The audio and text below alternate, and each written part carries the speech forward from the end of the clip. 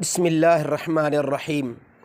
میرے محترم سامعین، آج ہماری سوال و جواب کی نشست میں ایک مسئلہ درپیش آیا کہ کیا بیوی کی کمائی میں ساس اور سسر کا حق ہے یا نہیں۔ تو میرے محترم سامعین، اس مسئلہ کا جواب خوب توجہ سے سماعت فرما لیجئے کہ بیوی کی کمائی میں ساس اور سسر کا بالکل کوئی حق نہیں ہے۔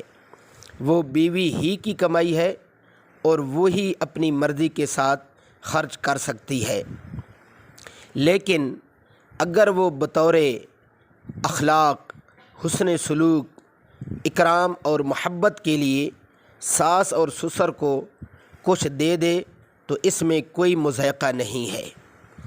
لیکن جہاں تک مسئلہ ہے وہ یہی ہے کہ بیوی کی کمائی میں ساس اور سسر کا کوئی حق نہیں ہے۔ اللہ رب العزت مجھے آپ کو صحیح طور پر شریعت کے مطابق زندگی بسر کرنے کی توفیق عطا فرمائے۔